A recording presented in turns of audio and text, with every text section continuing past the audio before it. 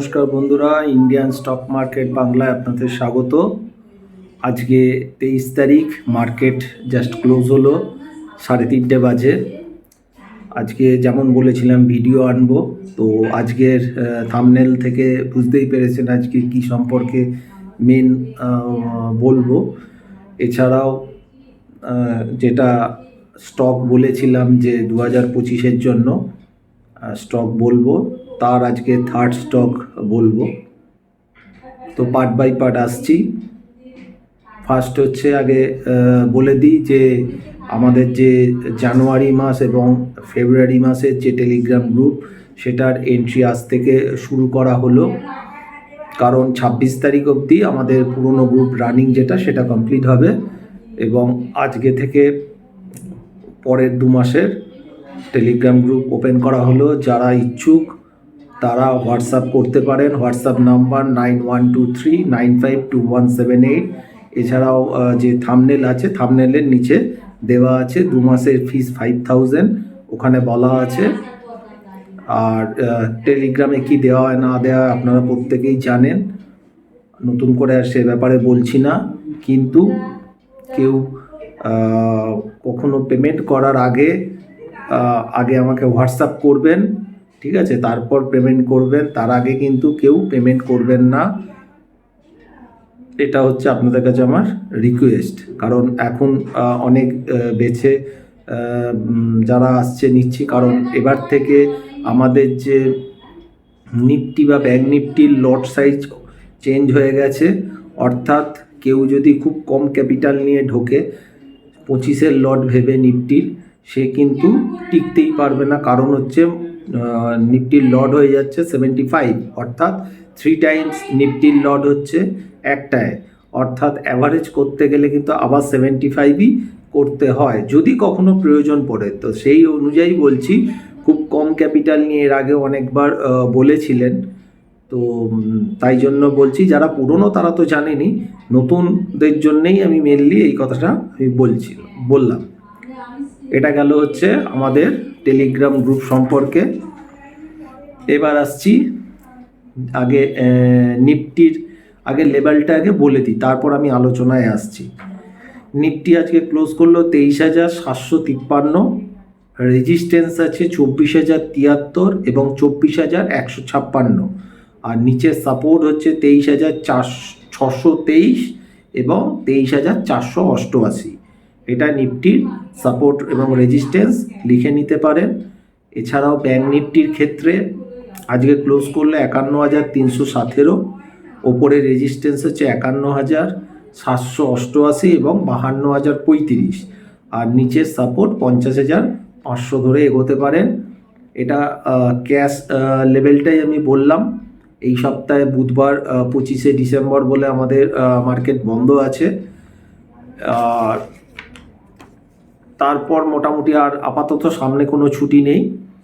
এবং যেটা মেন আজকের নিউজ, সেটা বাজেট 1 ফেব্রুয়ারি বাজেট, সেই দিন পড়ছে শনিবার। তার জন্য ইন্ডিয়ান মার্কেট খোলা থাকবে সকাল 9:15 যেমন আমাদের খোলে এবং 3:30 অবধি। অর্থাৎ শনিবার ফুল ট্রেডিং হবে 1 ফেব্রুয়ারি।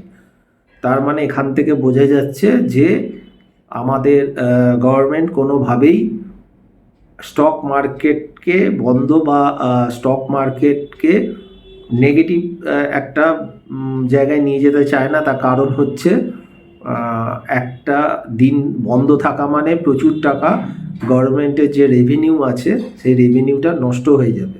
তার জন্যেই শনিবার দিন ফুল ট্রেডিং ডে খোলা থাকবে, আজকে অ্যানাউন্স করেছে।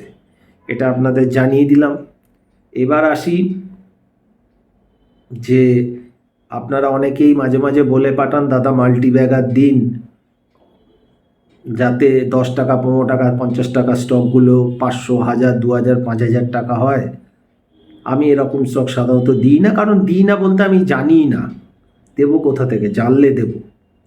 তো এখন রেগুলার দেখতে পাবেন প্রচুর স্ক্যাম আসছে স্টকের, এবং যে স্টকগুলো স্ক্যাম আসছে সেই স্টকগুলো কিন্তু একবারের জন্য শেষই হয়ে যাচ্ছে।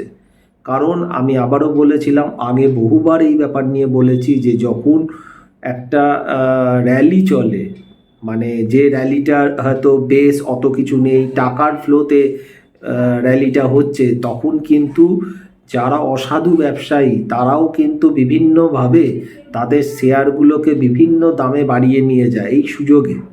তো আমাদের মতো সাধারণ লোকজন একটু গুগল বা এদিক ওদিক দেখলাম যে কোন স্টকগুলো 1 মাসে বেড়েছে, 1 সপ্তাহে বেড়েছে, 2 মাসে বেড়েছে। এবারে আমি চিনি না সেই স্টকগুলোকে, আমি কিনে নিলাম কোনো কারণে, তার মানে এগুলো আরও বাড়বে। এগুলো টোটাল ফাঁদ। এবং সত্যিকারের একটা হিরে যদি পেতে হয় তাহলে প্রচুর ঘাঁটতে হয়। 5,000টা 4,000টা স্টক যদি বাছা হয়, সেখান থেকে হয়তো 2-3টে হিরে পাওয়া যাবে, এবং সেইটা বাছাটা অত সহজ কাজ নয়। কারণ অনেকেই ভাবেন হয়তো খুব সহজ, অনেক ইউটিউবেও দেখি অনেকেই প্রতিদিনই মাল্টিব্যাগার স্টক দেন, তো আমার মনে হয় না যে এইভাবে হয় বলে।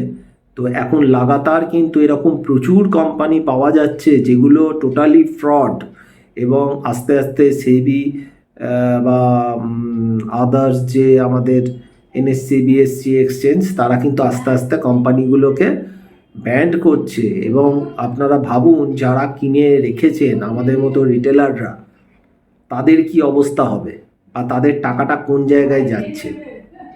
তো আমি একটা কথাই বলি, যে অত্যাধিক মাল্টিব্যাগার বা লোভের দিকে যাওয়ার দরকার নেই। একটা মোটামুটি রিটার্নের চিন্তা করুন, ব্যাংকের ডবল পাবো কি ব্যাংকের থেকে বেশি পাবো ইত্যাদি, এই এই এক্সপেকটেশনটা নিয়ে চলুন, তাহলে দেখবেন প্রচুর স্টক আপনার হাতে পেয়ে যাবেন, যেগুলো 10%, 20%, 25% করে বাড়তে পারে। এরকম কিন্তু প্রচুর স্টক আপনারা পাবেন। কিন্তু ওই 50 টাকা স্টক 500 টাকা 5,000 টাকা হয়ে যাবে 1 বছর 2 বছরের মধ্যে, এরকম স্টক কিন্তু পাওয়াটা সহজ কথা নয়। এবং এগুলো বাঁচতে গেলে যে ক্যাপিটালটা আছে, ক্যাপিটালটা শেষ হয়ে যাওয়ার সম্ভাবনা প্রবল থাকে। তো অতীতে এরকম প্রচুর স্ক্যাম হয়েছে, প্রচুর কিছু হয়েছে, এখনও হচ্ছে। হয়তো সেবি থেকে আরও স্ট্রিক্ট কোনো যদি মানে অ্যাকশান নেয়, তাহলে দেখবেন অনেক নাম বেরিয়ে আসবে। তো এক এক করে বেরোচ্ছে।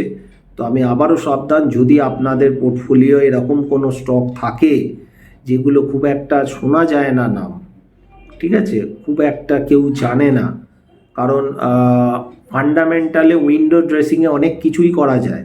আমি দেখলাম তাদের কি সেলস, কি ইপিএস, কি কোথায় কী হচ্ছে, সব ফ্রড। ম্যাক্সিমাম অর্ধেক জিনিস ফ্রড করেই এইগুলো তৈরি করা হয় বা করা যায়, সেগুলো পরে হয়তো বেরোয়। তো ওই জন্য একটু নাম করা স্টক বা একটু চেনা জানা স্টকের মধ্যে থাকলে আমার মনে হয় টাকাটা অ্যাটলিস্ট সেফটি হবে। আগে টাকা নিজের সেফট রেখে তারপরে কাজ করার বা ইনকামের চিন্তা করুন। এটা আমি আবারও বলছি, কারণ এবার কিন্তু একের পর এক কোম্পানিগুলো ধরা পড়ছে, অল্প হলেও পড়ছে, কিন্তু আরও হয়তো পড়বে। কারণ যখন মার্কেট ডাউন আসে তখনই কিন্তু এই জিনিসগুলো বেরিয়ে আসে, কারণ তখন তো ফ্লো আসে না, তখন ব্যাপারগুলো বেরিয়ে আসে। যারা চিটিংবাজি করবে বলে কোম্পানিগুলোকে নিয়ে গেছে, তারা এই সময় আস্তে আস্তে গুটিয়ে নেয়। তো যাই হোক, এরকম যদি আপনাদের পোর্টফোলিও শেয়ার থেকে থাকে তাহলে কিন্তু একটু সাবধান, সেটা দেখে নেবেন। কোনো সেবি রেজিস্টার অ্যানালিস্ট যারা আছে তাদের কাছে একটু পোর্টফোলিওগুলো চেক করিয়ে নেবেন, ঠিক আছে। এটা গেল এক।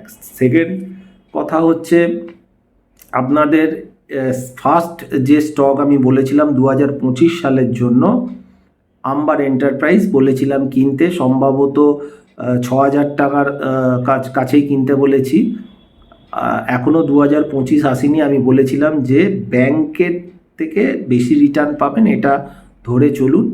তো 16.5% রিটার্ন অলরেডি দিয়ে দিয়েছে। আজকে মনে হয় 13-14% তো আজকে বেড়েও ছিল।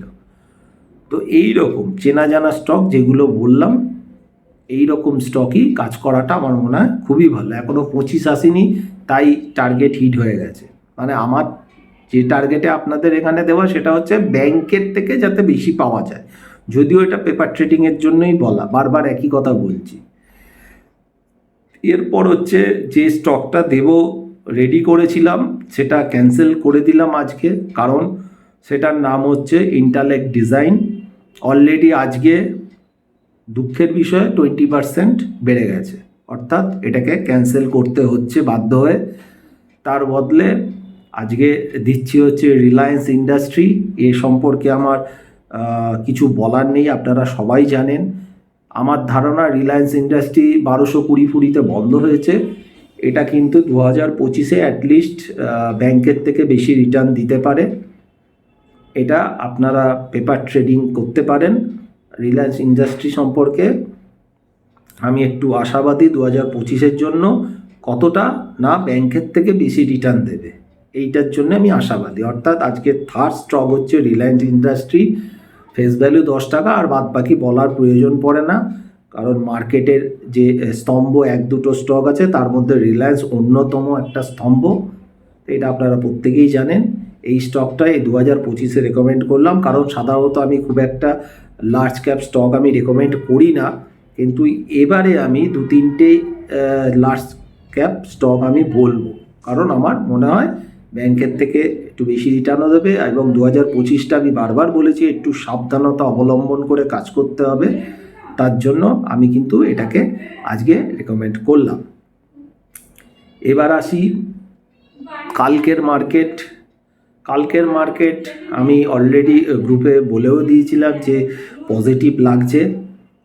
এখন কতটা পজিটিভ বা ভোলাটাইল হবে সেটা কালকে বোঝা যাবে, তবে কালকের মার্কেট আমার একটু পজিটিভই লাগছে। 25 তারিখ ছুটি আছে, তারপর কি হবে জানি না, তবে ওভারঅল স্ট্রাকচার কিন্তু সেল অন রাইজেই আছে। এই যেগুলো আসছে আজকেও যেটা এলো সেগুলো কিন্তু বাউন্স। এবং অদ্ভুতভাবে একটা জিনিস যেটা দেখার কথা সেটা হচ্ছে আজকে 161 point plus Nifty last close করলো। এই যে ভাবা হয় যে ভিউ ঠিক হলেই পয়সা পাওয়া যায়, সেটা কতখানি ভুল সেটা তার প্রমাণ আজকে আমি বলছি। যে আমরা জানি নিফটি যদি বাড়ে এবং 161 পয়েন্ট নিফটি প্লাস মানে কিন্তু বেশ ভালোই প্লাস। তো সেখানে মানে আজকে 161 পয়েন্ট প্লাস মানে 23,750-53 ক্লোজ দিয়েছে। সেখানে 26শে ডিসেম্বর যে এক্সপায়ারি আমাদের সামনে, তার 23,800 কলটা কিন্তু আজকে 25% ডাউনে ক্লোজ হলো এবং সারাদিনই নেগেটিভেই প্রায় ছিল। আর 23,800 পুট 60% নিচে ক্লোজ হলো। অর্থাৎ নিফটি বাড়লে যে কলের দাম বাড়বেই এটা কিন্তু কথা নয়। অর্থাৎ অপশানে কাজ করতে গেলে শুধু বাড়বে কি পড়বে সেই ভিউ হলেই কিন্তু পয়সা পাওয়া যায় না। সঠিক স্ট্রাইক প্রাইস এবং সঠিক এক্সপায়ারি এগুলো কিন্তু খুব মানে বাছার একটা ব্যাপার আছে, না হলে কিন্তু প্রবলেম একটা থেকে যায়। আর নিফটির যেহেতু লট সাইজ বেড়ে গেছে, এখন কিন্তু আরও সজাগ হয়ে কাজ করা উচিত এবং কাজ কম করুন, কোয়ালিটিপূর্ণ কাজ করার চেষ্টা করুন, তাহলে মনে হয় ভালো রিটার্ন পেতে পারেন। এছাড়াও 2025-এ কীরকম কী হতে পারে আমি নিজে একটু তৈরি করে রাখছি সারা বছরের জন্য। আজকে আর ভিডিওটা অলরেডি 13 মিনিট হয়ে গেছে। আপনাদের কাছে মোটামুটি যেগুলো আপডেট করার ছিল করে দিয়েছি। একটা দিন আগে যদি ভিডিওটা করতাম তাহলে হয়তো ইন্টালেক্ট ডিজাইনটা বলে দিতাম, তাহলে আজকেই 20% হয়তো রাইজ হতে পারতো। যদিও পেপার ট্রেডিংয়ের জন্যই বলছি, তবুও মিললে খুব ভালো লাগে। তো আজকে এখানে শেষ করলাম। আর যারা জানুয়ারি এবং ফেব্রুয়ারি টেলিগ্রাম গ্রুপ জয়েন করতে চান তারা হোয়াটসঅ্যাপ করতে পারেন, কল করবেন না, কলে অ্যান্সার দেওয়া সম্ভব হয় না। হোয়াটসঅ্যাপে যেই স্টাফ থাকুক না কেন বা আমার কাছেই থাকুক না কেন, জানি না কার কাছে থাকবে, তো সে অ্যান্সার দিয়ে দেবে। তো আপনারা হোয়াটসঅ্যাপে যোগাযোগ করতে পারেন। আজকে এখানে শেষ করলাম। ভালো থাকবেন, সুস্থ থাকবেন। আবার নেক্সট ভিডিও করব। বুধবার তো ছুটি, বৃহস্পতিবার দিন করব, অর্থাৎ 26 তারিখ এক্সপায়ারির দিন আবার ভিডিও করব, তখন ফোর্থ স্টক যেটা সেটা দেব। আজকে এখানে শেষ করছি। নমস্কার।